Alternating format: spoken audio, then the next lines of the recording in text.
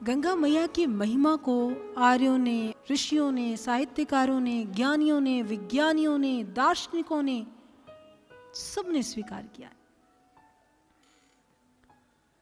क्योंकि गंगा मैया हमारी भारतीय संस्कृति का आधार है और करोड़ों करोड़ हिंदुओं की आस्था का केंद्र ये गंगा मैया पिछले 125 सालों से शोध का विषय बनी हुई है।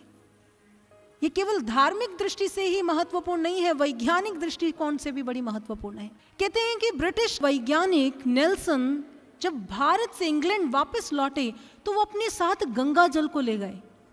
कहते बहुत समय के बाद जब उन्होंने गंगा जल को खोला, देखा अरे ये क्या, गंगा जल तो स्वच्छ है, कोई सड़ांध नहीं है, कोई खराब नहीं हुआ, वो वैसे का वैसा तरोताजा है।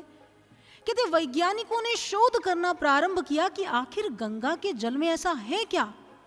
तो उन्होंने पाया कि गंगा के जल में एंटी माइक्रोबियल गुणों से भरपूर ये जल होता है जो अपने आप को स्वयं प्योरीफाई करता है और इसमें सल्फर होने के कारण ये अपने आप को गंदा नहीं होने देता। और सबसे बड़ी बात यह है कि एटमॉस्फेयर से ये सबसे ज्यादा ऑक्सीजन को ऑब्जर्व करता है। और लखनऊ के एक नेशनल इंस्टीट्यूट में एक रिसर्च की गई, उन्होंने पाया कि Ganga water has ability to kill disease causing E coli bacteria. उनका कहना है कि बैक्टीरिया फैलाने वाले, बीमारियां फैलाने वाले जो ई कॉली बैक्टीरिया हैं, गंगा का जल उसे खत्म कर देता है।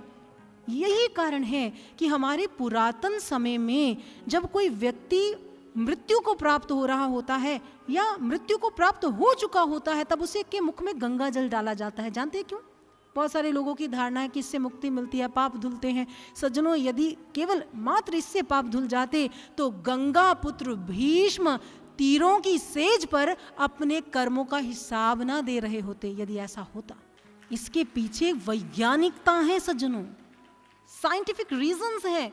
कहते जब एक व्यक्ति मर रहा होता है ना, तो उसके शरीर से करोड़ों की तादाद में बैक्टीरियाज निकलते हैं जो कई बीमारियों को जन्म देते हैं, वातावरण को दूषित कर देते हैं। और many type of bacteria phases found in the river Ganga. Ganga में जो बैक्टीरिया फेजेस पाए जाते हैं, इस बात का ज्ञान जो है वो हमारे एशियन स्कॉलर्स को पहले से ही था। और जब वो मुख में पानी डालते हैं तो उन बैक्टीरियाज की तादाद कम हो जाती है और वातावरण को शुद्ध करने में सहायक सिद्ध होते हैं। इसीलिए जब 60,000 की राख और हड्डियां पड़ी थी ना, सोचकर देखिए कितना वातावरण दूषित हो गया होगा उस समय। ऐसे ही गंगा नदी का आह्वान नहीं हुआ, क्योंकि इसमें वो शक्ति है।